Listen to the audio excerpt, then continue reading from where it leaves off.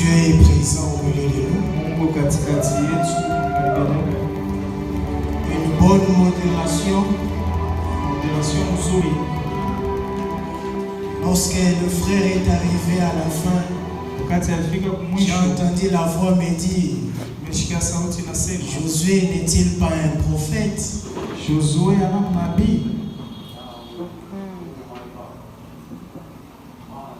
Dieu vous bénisse, mon frère.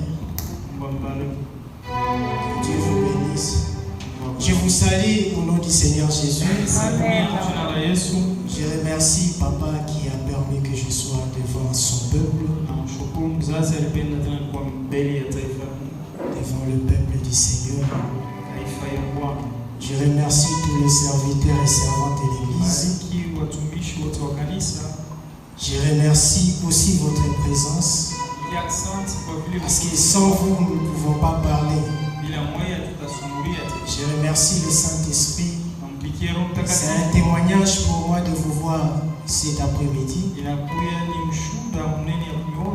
Ce n'est ni par votre puissance, ni par votre force que vous êtes ici. C'est le Père qui vous a attiré. Recueillons-nous.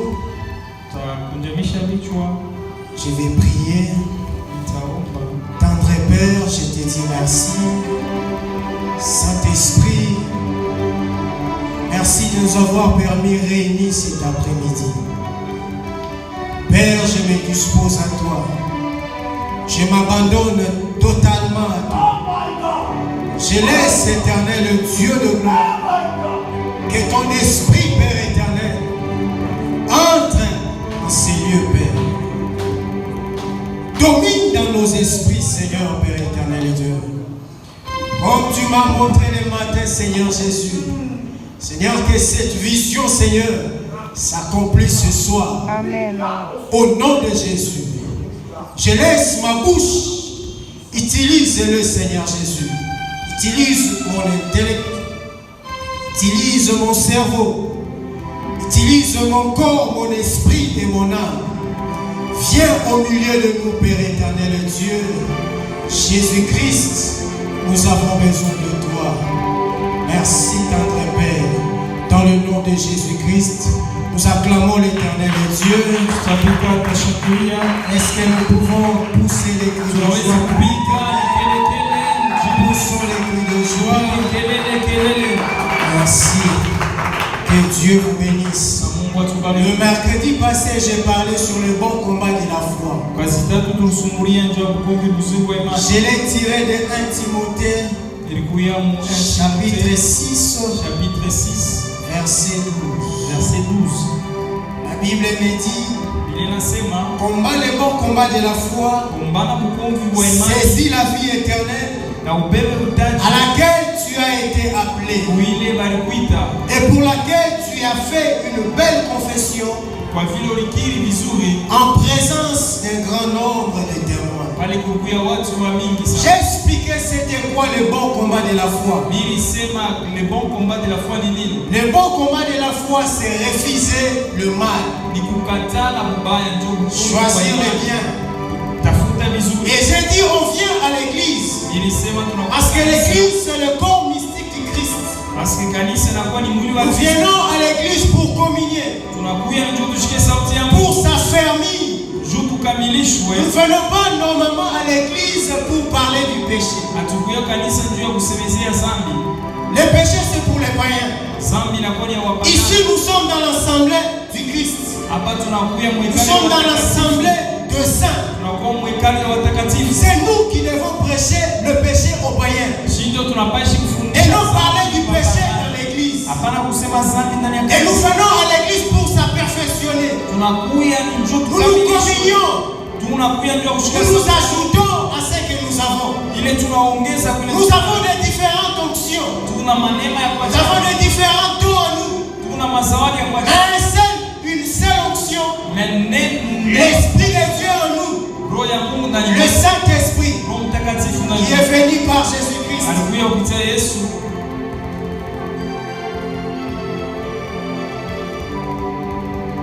J'ai parlé de Hébreux 13:11. Hébreux 13:11. J'ai dit les animaux qu'on amenait au tabernacle. Ces animaux étaient tués hors du camp.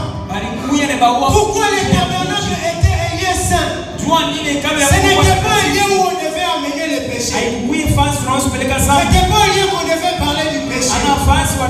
Les grands sacrificateurs devaient prendre les sangs pour l'œuvre expiatoire. C'était hors du camp. Ce n'était pas dans les lieux saints. Ce n'était pas dans les parvis. Ce n'était pas dans les lieux très saints. Et nous, Église, nous devons nous conformer à Christ. Christ est notre image. Nous ne devons pas se conformer au monde.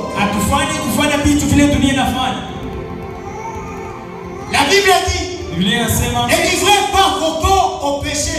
Mais nous avons remarqué l'église de ce soir, l'église de ce temps est améliorée.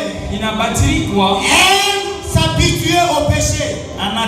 C'est pour cela vous constatez les serviteurs de l'Éternel, Dieu les pousse toujours à parler du péché. Nous tournons les années dans l'église, nous échouons à chaque fois. C'est pour cela les serviteurs de l'Éternel reprend la sainte doctrine. Nous sommes sauvés. La Bible dit: en Jésus-Christ, il n'y a plus de condamnation. À tous ceux qui sont en Jésus-Christ, ils sont appelés enfants de Dieu. Ils ne sont plus pécheurs. Ils ont quitté la vie païenne. Ils sont en Christ. Et ils sont devenus nouvelles créatures. Et les nouvelles créatures, le péché n'est pas en lui. Parce que sa vie est conforme à Christ. Sa vie doit être conforme à la parole du Seigneur. C'est ça le bon combat de la foi. Nous devons lutter pour sa perfectionner, pour atteindre la perfection. Et je parlais que Christ nous a rendu justes en se livrant à la croix. Et j'ai dit, le premier Adam nous a amené la condamnation. Mais le second Adam nous a rendu juste. Normalement, dans l'église de Dieu, il n'y a pas de péché. Mais on s'est converti. Lorsqu'on vient dans l'église du Seigneur, bien sûr, il y a des saints qui n'ont pas donné leur vie à Christ. Ceux-là sont encore péchés.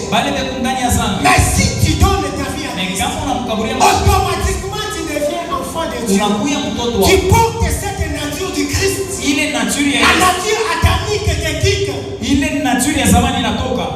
La nature de la chair. Le péché ne plus en toi. Parce que tu es devenu une nouvelle créature. Je pense que vous m'avez compris. C'est la deuxième partie, je continue. Dans le bon combat de la foi, j'ai sorti un thème, un sous-thème. Dieu se manifeste dans la simplicité. Nous pouvons lire la Bible. Galates chapitre 3. Galates chapitre 3. Tenons-nous debout pour honorer la parole du Seigneur. N'oubliez pas, le thème, je l'ai tiré de 1 Timothée 6. Verset 12. Galates chapitre 3. Galates 3. Versets 22 à 23. 22 à 23. Mais l'Écriture a tout renfermé sous le péché, afin que ce qui avait été promis fût donné par la foi en Jésus-Christ. À ceux qui croient, avant que la foi fît, nous étions enfermés sous la garde de la loi. Vous pouvez vous asseoir. Vous pouvez vous asseoir. Dans cette lecture, ajoutez Apocalypse. Chapitre 5, verset 7 à 10. Apocalypse 5, 7 à 10. Vous allez encore ajouter 1 Pierre 1, verset 9. Exode 15, verset 6. Daniel 9, verset 17 à 21. Daniel 10, verset 7 à 12. Je reprends.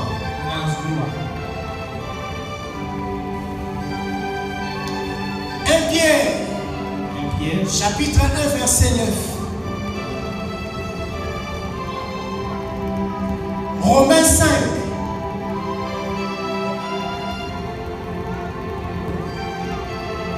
À 21. Apocalypse chapitre 5, 7 à 10. Habakkuk 2, 4.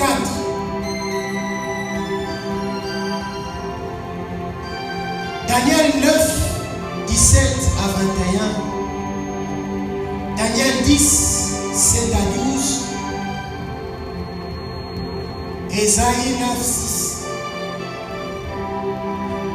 Je ne vais pas les lire. Vous allez lire à la maison.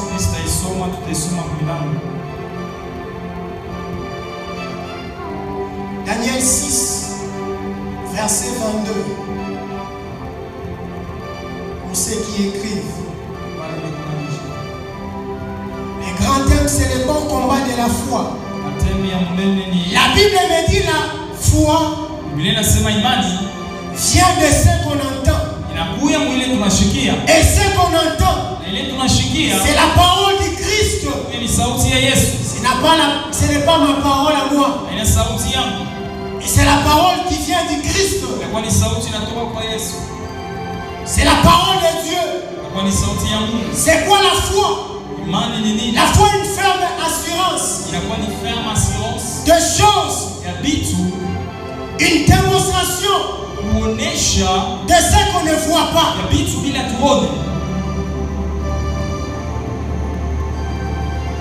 Dieu se manifeste dans la simplicité. Dieu se révèle dans la simplicité.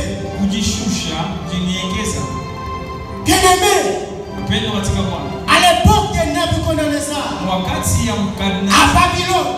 Babylone, il y avait un homme qu'on appelait Daniel. Cet homme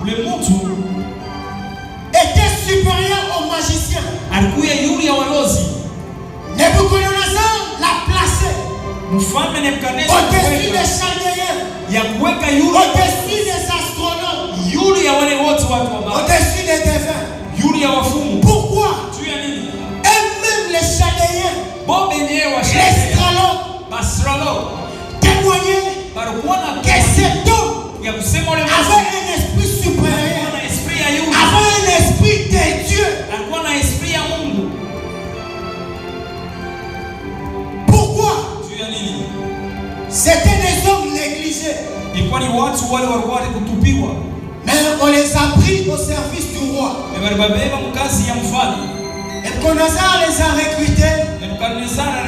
Et les a placés dans des fonctions selon la capacité qu'il voyait en eux. Et qu'est-ce qui a fait que Daniel, un simple juif, se retrouve élevé devant le sorcier de Babylone? C'est parce qu'il avait une puissance de simplicité en lui. Il y a simplicité.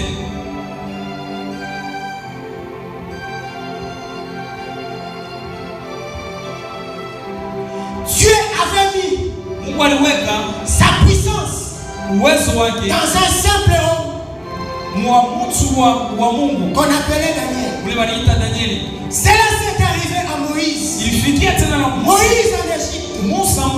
Il fallait qu'il passe dans le désert afin qu'il lui soit humilié. Regardez cet homme de Moïse. Dieu a fait qu'il soit enseigné en Égypte. Il était un général. Il a remporté des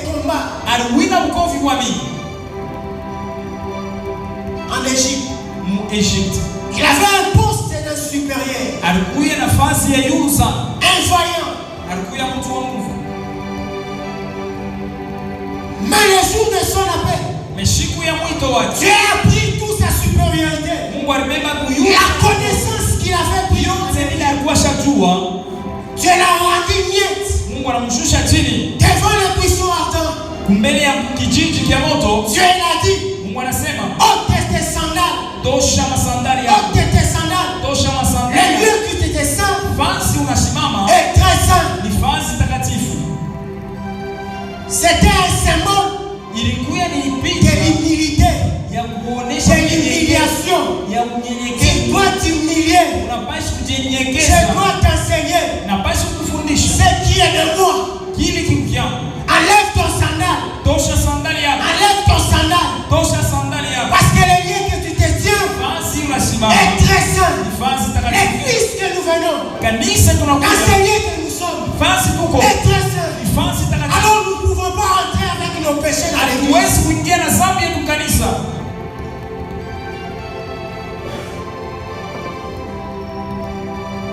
L'église aujourd'hui s'est conformée au monde. C'est pour cela le diable s'est infiltré.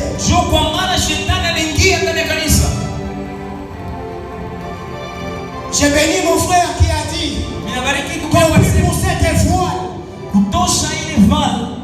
il y a une voile bien sûr. L'église dans ces temps de la fin, il y a une voile où amène les chrétiens à tomber chaque fois dans les péchés. Si arrive qu'un péché tombe à tout moment dans le même péché, c'est-à-dire le salut n'est pas en lui. Le salut n'est pas en lui. Le salut n'est pas en toi. Si tu continues une vie de pécheresse,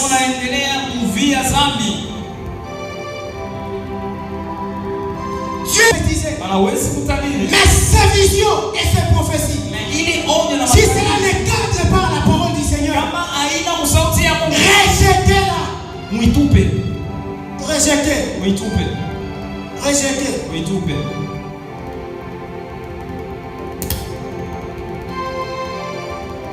Les Juifs ont vu Jésus-Christ, mais ils n'ont pas accepté. Selon Ésaïe 9, verset 6. Ils croyaient qu'un Messie devait venir. Et ce Messie c'est Dieu. Tandis qu'ils n'ont pas reconnu. Ils n'ont pas reconnu Jésus. Ils n'ont pas reconnu. Pourquoi? Eux aussi étaient voilés. Ils avaient une foi qui les empêchait de discerner les temps. Que Dieu lui-même en personne était avec eux. Église du Seigneur. N'est-ce pas, je vous ai appelé Église du Seigneur. Mais pourquoi vous vous conformez comme les assemblées du diable? L'assemblée du diable, ce sont des bars, ce sont des boîtes de nuit. Et ici, nous sommes dans l'assemblée des saints. Où nous venons communier. Nous venons pour parler à Dieu. Pour s'adresser à Dieu. Et nous qui sommes là, comme Jésus-Christ a dit à Pierre, Père des brebis, nous venons pour vous affermir. Et vous aussi, vous devez affermir les autres. Ce n'est pas seulement à nous ce travail. Nous sommes témoins du Christ. Nous devons manifester la vie de Christ. Lorsque les païens nous voient, ils doivent voir Christ en nous. Notre façon de marcher, notre façon de s'habiller, notre façon de parler doit être conforme à la parole du Seigneur. Si notre façon n'est pas conforme à la parole du Seigneur, nous sommes loin. La Bible dit, ceux qui ont péché sont privés de la gloire du Seigneur. Donc tous ceux qui pêchent sont privés de la gloire du Seigneur. Et l'église qui pêche, nous sommes les dons mystiques du Seigneur. Ceux qui pêchent, ils deviennent enfants du diable. J'ai la sémence du diable en toi. Réponds-toi. C'est encore le temps. Viens confesser tes péchés. Il n'y a pas de péché difficile à l'Éternel. Dieu pardonne tous les péchés. La Bible dit que c'est par le sang de Jésus et tout péché a été lavé. C'est pour cela la Bible dit Jésus-Christ nous a rendu juste. Selon Romains 5 verset 18 à 17. Dieu nous a rendu juste.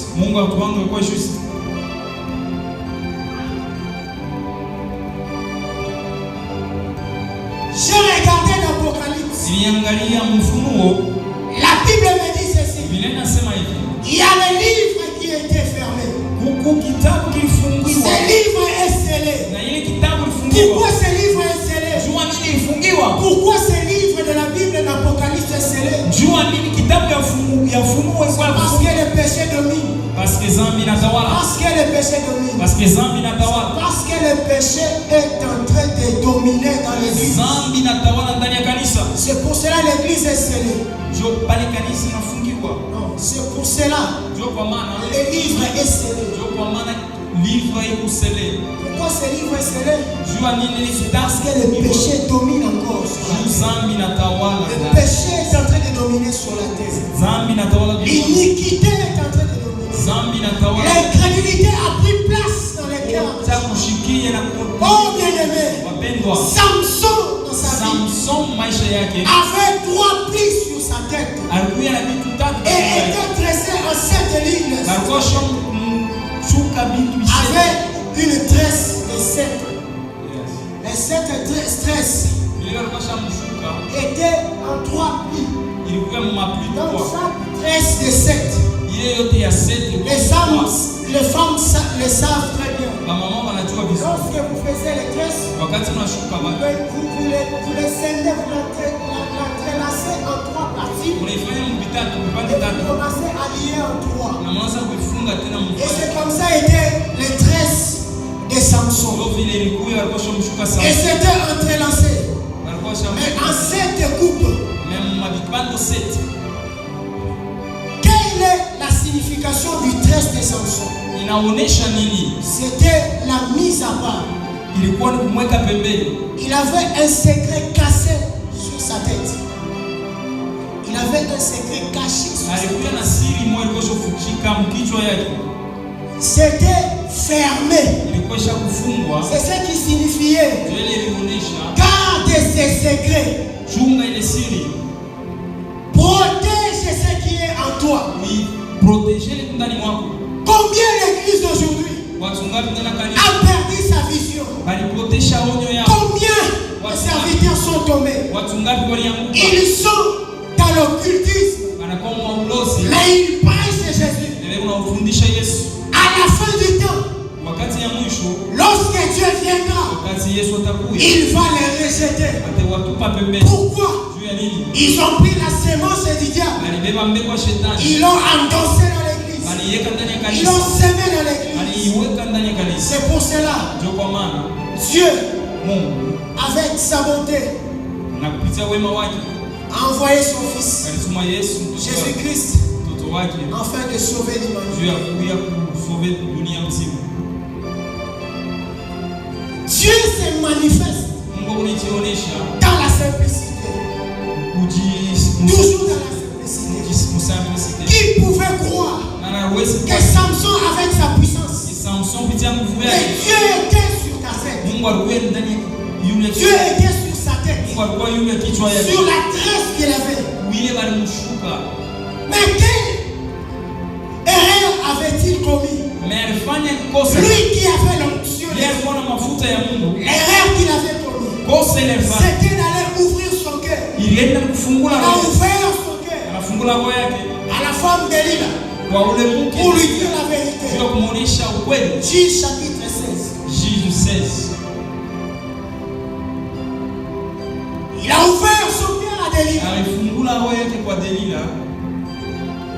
L'église d'aujourd'hui a ouvert la porte au péché. C'est pour cela que nous revenons toujours au péché. Et il est encore temps. Il est encore temps. Il est encore temps. Il se repentit.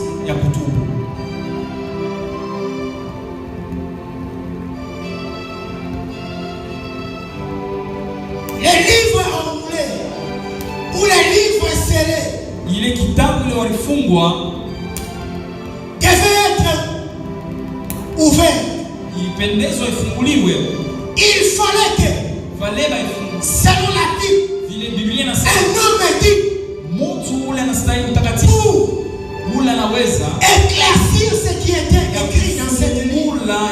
Et cette personne, tout le monde nous savons, pour lire la Bible, nous devons le tenir à la main. Il fallait une main. Cette main était une main simple. La main simple. La droite de Dieu qui devait toucher les livres. Et cette personne était digne de l'ouvrir et de décortiquer ce qui était scellé. Qu'est-ce qui était scellé? Qu'est-ce qui était scellé? Qu'est-ce qui était scellé? Tout devait être révélé. Tout devait être révélé.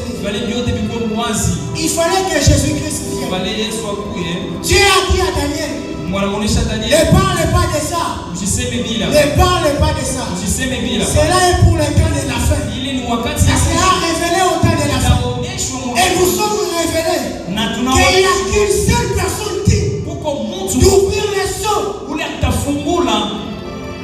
et de révéler le contenu.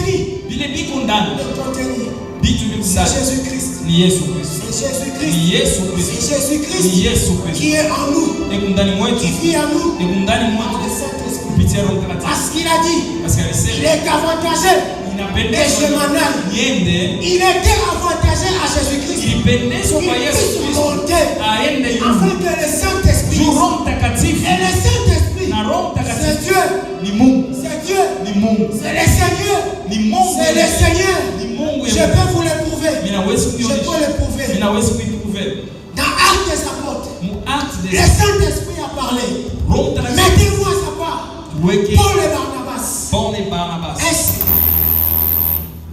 si le Saint-Esprit était une puissance, une puissance parle. Une puissance ne parle pas. Le Saint-Esprit est une personne.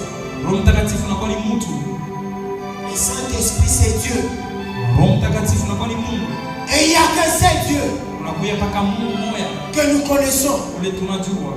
Et Jéhovah de l'Ancien Testament, c'est lui Jésus-Christ. C'est lui Jésus-Christ. Il nous a donné le pouvoir à tous ceux qui sont en Jésus-Christ. Ils sont devenus une nouvelle créature. La nature ancienne est passée. Ils sont devenus nouvelles. Ils sont devenus enfants de Dieu. Dieu leur a donné le pouvoir. Le pouvoir de parler. Le pouvoir de déclarer. Le pouvoir de prophétiser. Et ce pouvoir se manifeste en sa parole. Tu peux prophétiser. Tu peux parler. Comme moi je peux enseigner. Mais si cet enseignement n'est pas cadré à la parole du Seigneur, rejetez ça. Rejetez ça. Prenez ce qui est cadré à la parole du Seigneur. Prenez ce qui est bon. Prenez ce qui est bon. Prenez ce qui est bon. Les livres devaient être ouverts. On devait ouvrir les livres. Et la personne digne qui devait l'ouvrir, c'est Jésus-Christ. C'est Jésus-Christ. Et lorsqu'elle a ouvert le livre, l'intelligence est venue. L'intelligence est venue alors. L'intelligence est venue alors. L'intelligence, l'homme l'avait perdu. Mtu alipotesha kupitia jardin. Wakati Adamu alitenda dhambi, walipotesha akili, walipotesha mpendo katika Bwana. Oh bien-aimé, Mpendo, je connais quelqu'un dans la Bible. Ninajua mtu ndani ya Biblia. Caïn était très intelligent. Même les enfants de Caïn, la Bible témoigne, étaient très intelligents. Très intelligent.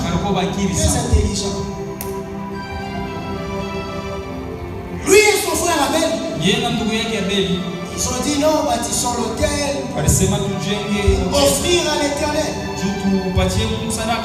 Mais Caïn a utilisé sa propre sagesse pour offrir à l'Éternel. Et sa propre sagesse ou intelligence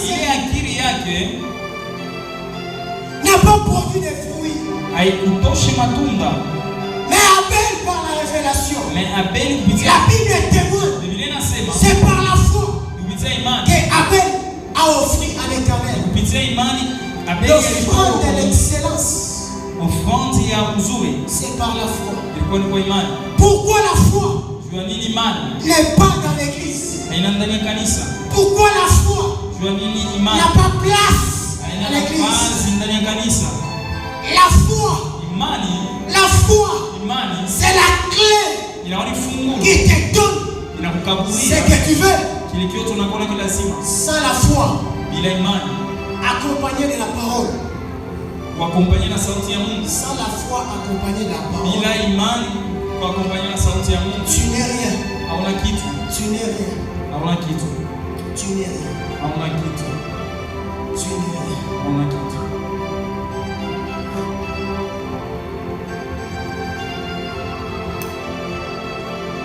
Les péchés éloignent l'homme de Dieu. Ce n'est pas que Dieu s'éloigne de l'homme. Dieu aime le péché, mais il hait le péché. Le péché est la cause qui éloigne l'homme de Dieu. Dieu ne s'éloigne pas de l'homme. Non. Dieu ne s'éloigne jamais de l'homme. C'est l'homme qui s'éloigne de Dieu. Souvenez-vous, lorsque Adam a péché, Dieu les cherchait dans les jardins. Dieu a posé la question. Je me pose aussi la question. Lui qui était omniprésent, lui qui est omnipotent, mais comment il cherchait Adam dans les jardins d'Éden? Il a posé la question. Adam, dans Genèse, où es-tu? Il dit, Seigneur, je me cache. Dieu lui dit, pourquoi tu te caches? Il dit, parce que je suis nu. Il t'a dit que tu es nu. Satan a donné l'intelligence à Ève. Et cette intelligence qu'il a donnée à Ève a fait qu'elle amène ça à Adam. Lorsqu'ils ont désobéi, leur tête s'est ouverte. Leur intelligence s'est ouverte. Ils nous ont amené la mort.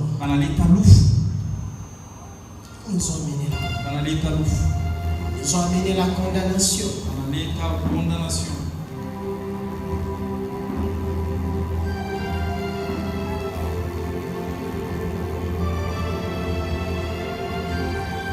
Dieu qui est omnipotent, omniprésent.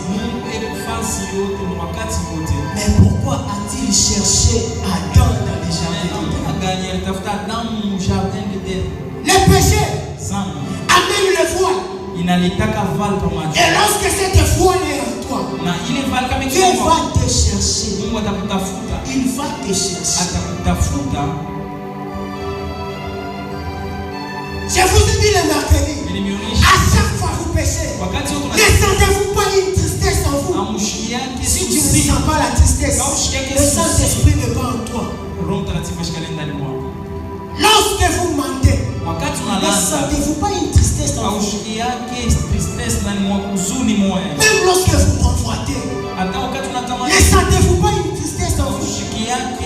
Si tu ne les sens pas, et tu n'as pas encore le Saint-Esprit. Bien aimé, parler en langue ne veut pas dire que seulement tu as le Saint-Esprit. Parce que les démons aussi s'expriment en langue.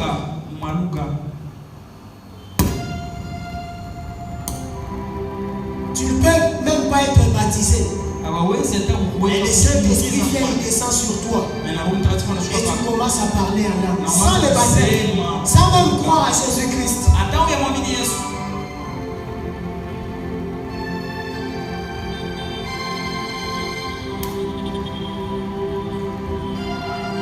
Je me pose la question.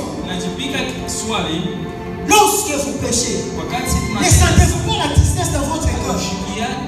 Le Saint-Esprit ne te rappelle pas quelque chose, qu'il y a encore un trajet à toi.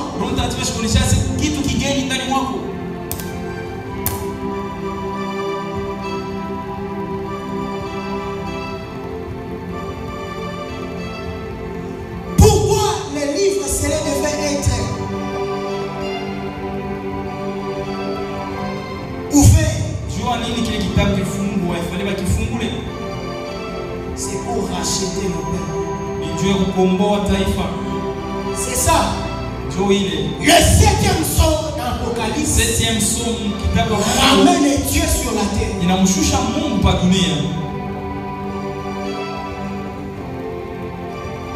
Le 7e psaume ramène Dieu sur la terre.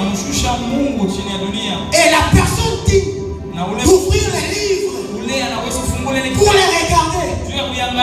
C'est la signification que Jésus-Christ devait descendre pour racheter son peuple. Et il a payé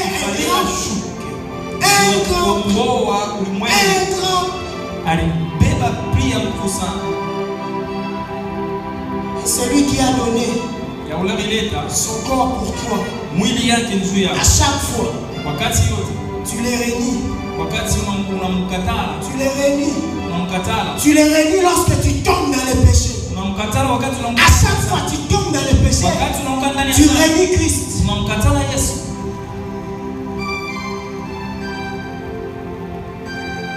Tu ne fais que remonter à la croix. Tu ne fais que remonter à la croix. Tu ne fais que flageller à toi.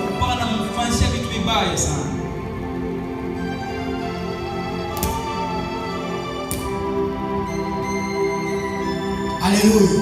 Amen. Le ministère nous ramène toujours au secret.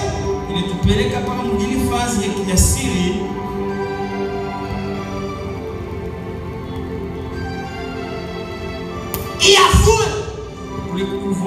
Il y a voile sur le peuple de Dieu. Lorsque le péché est là.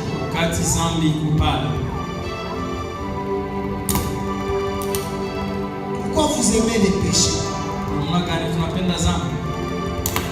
Discernez les jours.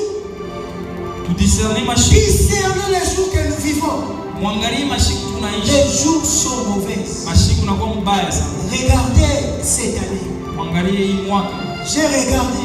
Il y a des serviteurs de Dieu, des prophètes qui ont fait des miracles, qui ont prophétisé. J'ai regardé des grands, des vieillards, des enfants mourir. Vous n'arrivez pas à discerner les temps pourquoi. Et vous arrivez à discerner que la pluie va tomber. Mais pourquoi vous n'arrivez pas à discerner ces temps mauvais? Pourquoi vous n'arrivez pas à discerner ces temps? Les jours sont mauvais. La mort est à la porte. Mais Dieu ne veut pas que vous puissiez mourir. Les projets de l'Éternel ne veulent pas que vous puissiez mourir. Les bons combats de la foi, c'est rejeter le péché. Aller loin du mal. C'est ça les bons combats de la foi. Et la foi, je vous ai dit, c'est la parole. C'est la parole de Christ. C'est une ferme assurance. Une démonstration de de ce qu'on ne voit pas. ya vitu bila tuone, Tout ce que tu ne vois pas. vyote bila uonaje. Mais tu as l'assurance. Mais kuna Je vais te baffer. minapenda ibafu Et demain tu l'achètes. na unaiuza kesho. C'est ça la foi. Ndio imani. Une démonstration. La foi doit être accompagnée d'une démonstration. Imani inapaswa kuwa accompagnée na S'il n'y a pas la démonstration kama kuna demonstration dans l'église du Seigneur, kanisa ya donc cette église-là, ile kanisa Dieu n'est pas là. Mungu asina Ou c'est un marché.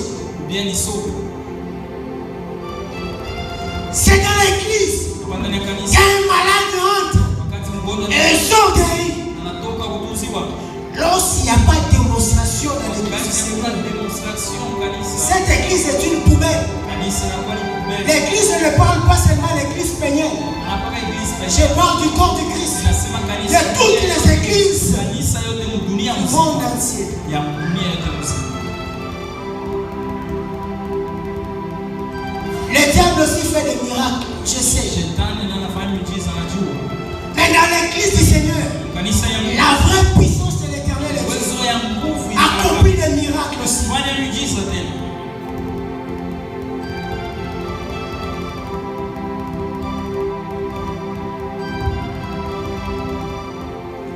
Il nous a demandé de porter les fruits. Inasemezewa Biblia tukue na matunda ya kiroho. Un arbre qui ne porte pas de fruits Na mchi ya ibebe mbegu sera coupé. bataikata. Tu n'as pas d'importance dans l'église du Seigneur Hauna na mafaa si kanisa tu ya ne Mungu portes pas de fruits. kama ubebe matunda. C'est mieux que Dieu te prenne Ni vizuri Mungu et akubebe tu vas au repos. na unaenda kupumzika. C'est mieux. Na inakuwa vizuri. Si dans l'église du Seigneur, Kanisa ya tu Mungu ne portes pas de fruits, kama ubebe c'est mieux matunda, que Dieu te prenne. ni kuya lazima Mungu akubebe. Il te coupe. Anakukata Comme il a maudit le figuier. vile alilaani ile mchi ya kutosha matunda. Nous devons porter des fruits. Tunapaswa kutosha matunda. Nous devons ramener les païens à l'église. Tunapaswa kubeba baba. Et nous les faire éloigner par nos comportements et nos actes. Kisha kupitia makomportema yetu.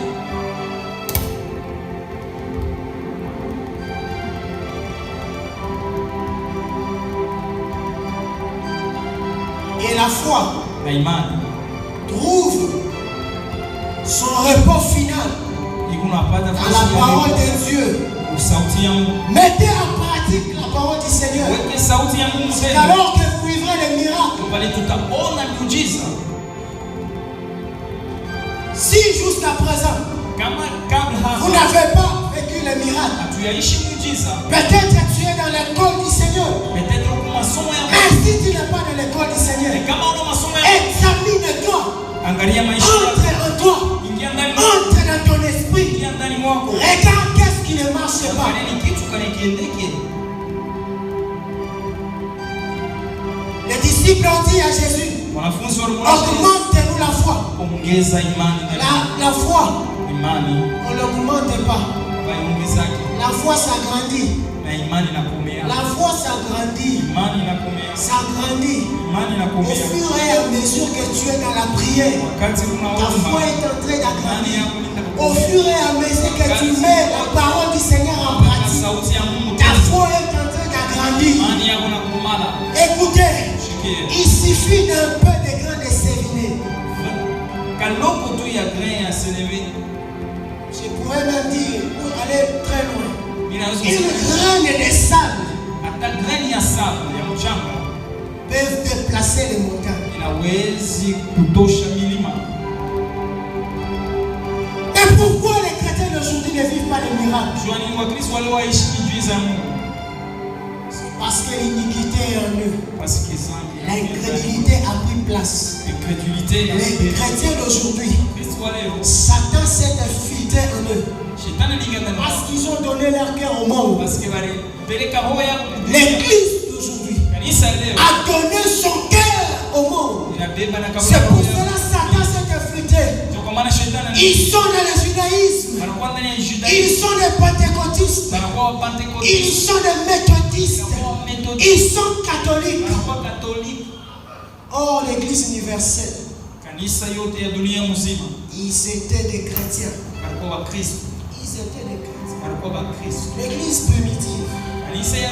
Ils portaient même la croix derrière pour montrer qu'ils sont chrétiens. La croix n'est pas seulement catholique. La croix ici, ce n'est pas catholique. Les premiers chrétiens portaient la croix derrière leur dos. Ils les portaient pour montrer qu'ils sont chrétiens.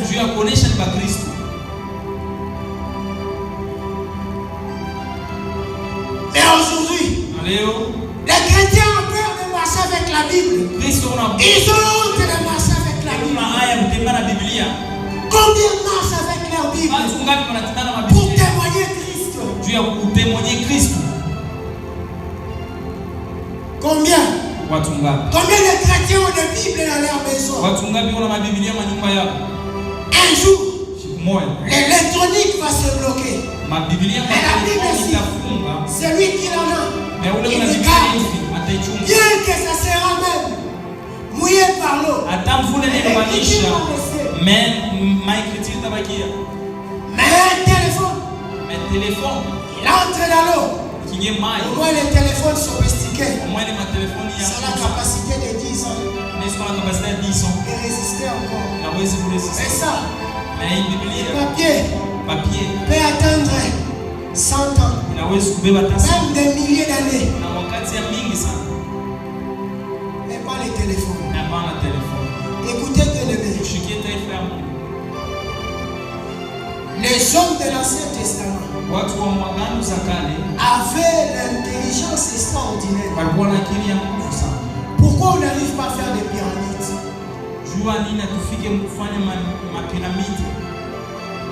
Les pyramides, ce sont les Juifs qui l'ont bâti.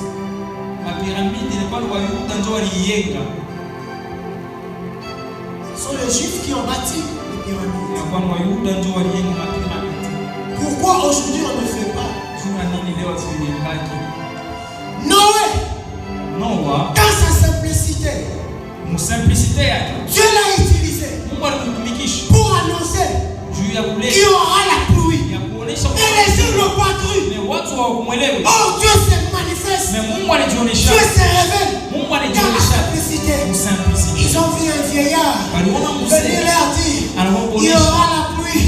Il y aura la pluie. Il leur a annoncé la pluie. Et ils n'ont pas cru. Et ils n'ont pas cru. Ils n'ont pas cru. Parce qu'ils étaient voilés.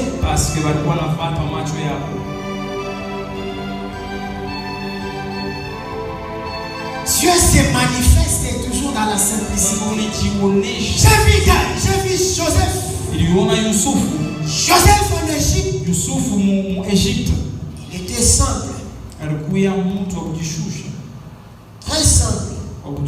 Mais Dieu l'a élevé. Dieu s'est manifesté en lui.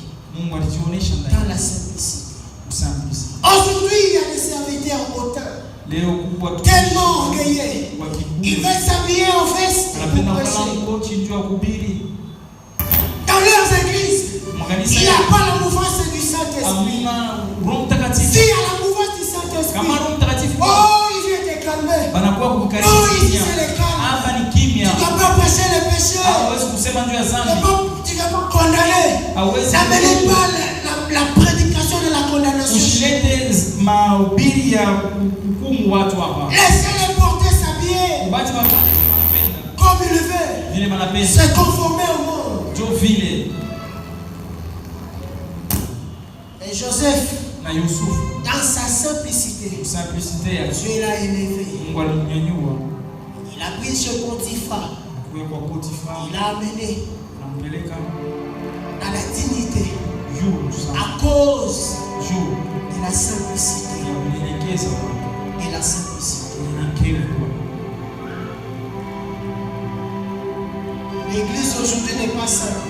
Ils veulent faire de bons temples avec des belles chaises. Mais ce sont des tombeaux blanchis. Des tombeaux blanchis.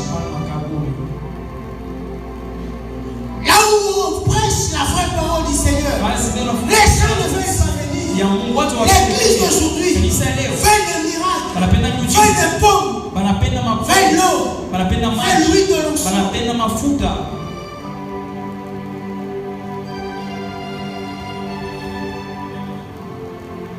Ils ne veulent pas se conformer dans la parole du Seigneur. Wanapenda kufanya vile sauti ya Mungu inasema.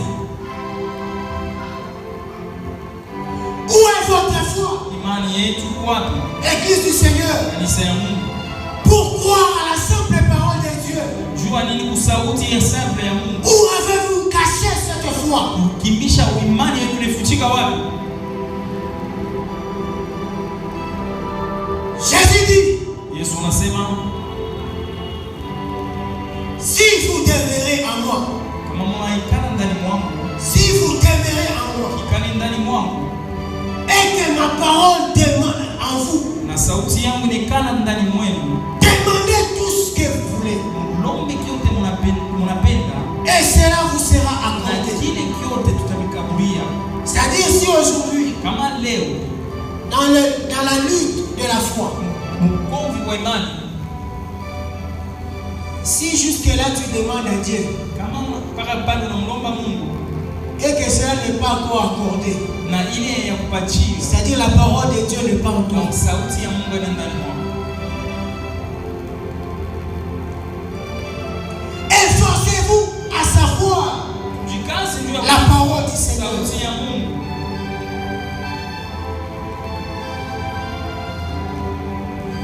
Dieu a dit à Moïse, Wanasema na Musa, ce n'est ni haina par ta force, uwezo wako, ni par ta ni puissance, kwa uwezo wako, mais c'est par mon esprit kupitia esprit yangu que tu vas faire de grandes choses. utafanya vitu vinene.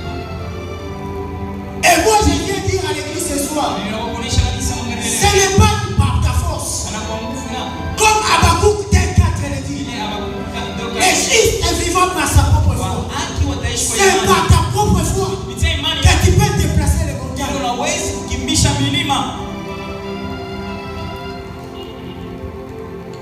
Les justes Wenye haki ne vivent pas seulement de sa foi, waishi hapana mpaka kwa imani yao, mais ils vivent par sa propre foi. mais kuna ishi. Je vous ai donné l'exemple Ili mikabula exemple de cette femme dans la Bible ya ule mke qui a souffert pendant 12 ans. aliteswa pendant 12 ans. Il a longtemps entendu du Seigneur. Alikia wakati ya zamani walimuonesha njia ya Yesu. Et j'ai donné aussi l'exemple de Bartimée. Nilileta exemple ya Bartimayo. Même Bartimée avait entendu parler de Christ. Alishikiaka C'est-à-dire qu'il y avait des gens qui témoignaient Christ. donc kuya watu walikuwa wanatemwanya. Lorsque ces gens-là témoignaient Christ, Wakati watu walikuwa wanatemwanya, il a entendu ce témoignage. témoignage. Ce qui l'a poussé à aller vers Jésus. Ya kwenda mbele ya Yesu. Cette femme s'est posée en elle-même. Na ule mke alijipika swali ndani mwake, Si seulement j'arrivais à toucher le corps de Jésus, kama mimi naenda kugusa mkanjo yake je serais guéri. na mimi nitatunzika. Et lorsqu'elle a touché Jésus, Na wakati aligusa Jésus s'est posé la na question, Yesu anajiuliza, qui m'a touché? mtu gani Oh, aligusa? c'était un groupe, beaucoup de gens la foule. Watu walikuwa wengi sana. Les disciples l'ont dit, Wanafunzi walimuonesha, Seigneur, il y a beaucoup de gens mais watu wa mingi hapa. qui t'ont touché. Nani Il anakugusa? a dit oui, certainement. Anasema ni ya Il kweli. y a quelqu'un qui m'a touché. So mtu ananigusa. C'était cette femme. Ilikuwa ni ule mke. Cette femme n'a pas prié, Na ule mke ashikoma mais elle avait entendu. alishikia. Or, la foi vient de ce qu'on entend. Imani na kwa Elle a entendu le témoignage de Jésus. C'est ce qui l'a poussé à aller toucher le poing de Jésus. Kukanjwa Yesu.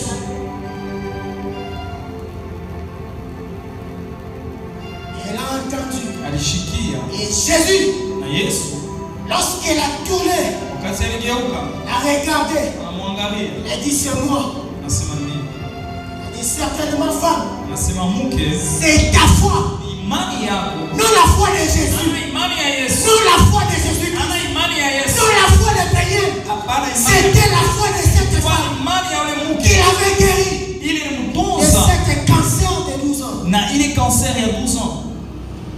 Elle saignait pendant 12 ans. Alikuwa anapotesha damu. Elle avait un cancer. Alikuwa na cancer. Ce qui faisait qu'elle saignait pendant Ile 12 ilikuwa ans. inafanya kidamu hapa kutoka. Mais sa foi, Na imani ya Jésus-Christ a dit, Yesu alisema, femme, mke, c'est ta foi imani ya qui t'a guéri. inakutunza. Pas la foi de Jésus. Jésus chassait les démons. Jésus guérissait les malades. Jésus faisait des miracles.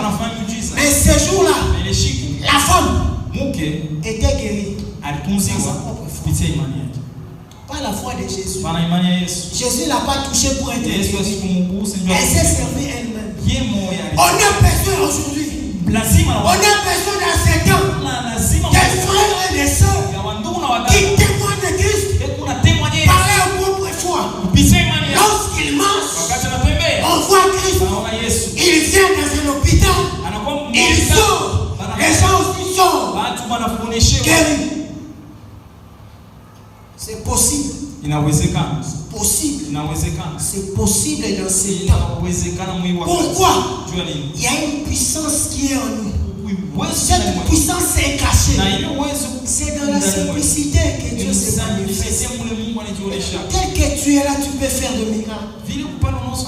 En n'importe quel et comment. On peut te taxer de sorcier à cause de l'esprit qui est en toi. Amen.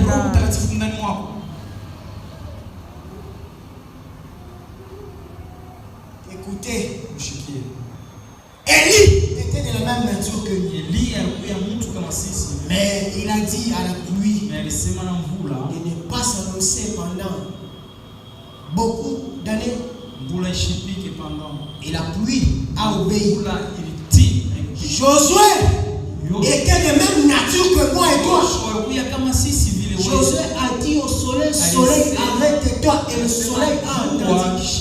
Est-ce que c'est le soleil qui tourne autour de la terre?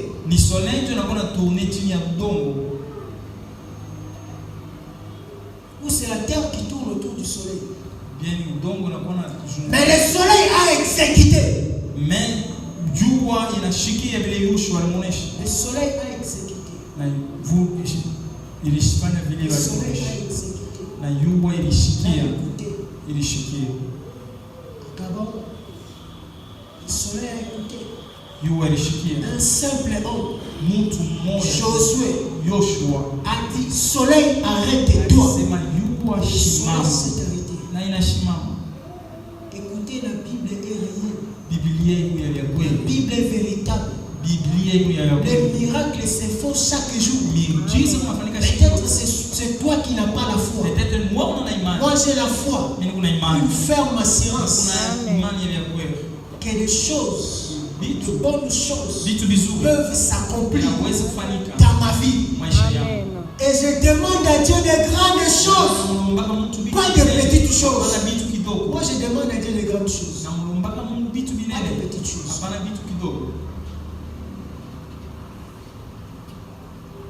Où est votre foi? Prenez la parole de Dieu, mettez-les en pratique.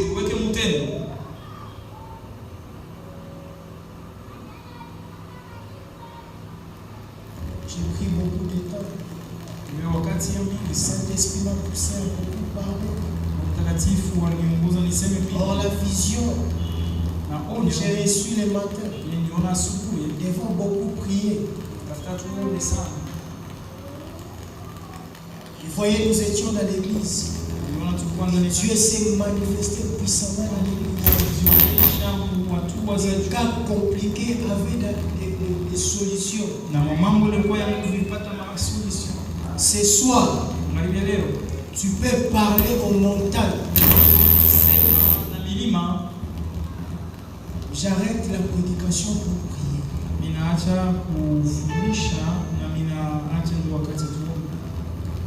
L'autre est parti.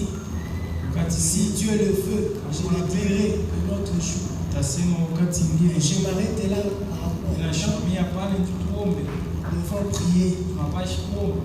Devant prier. Qui a compris? Qui n'a pas compris? Que je puisse faire un récapitulatif. Discernons le temps que nous sommes. Le péché a dominé, c'est pour cela la mort a ouvert sa bouche. La terre aussi a ouvert sa bouche pour avaler. Mais Dieu est juste. Dieu est rempli de compassion. Ce soir, si tu pries bien, tu as l'autorité sur la mort. De déclarer à la mort, quitte notre famille, je descends, la mort va fuir. Ce soir, tu as autorité parce que Christ est en toi. Tu as une puissance en toi de parler à la maladie, à la pauvreté, à la souffrance, de quitter ta vie. Et il va obéir. Il faut que tu prennes conscience, que tu discernes. C'est le temps que Dieu se révèle et se manifeste en toi dans cette simplicité. Les gens peuvent se moquer de toi. Mais c'est ce soir, si tu pries bien, si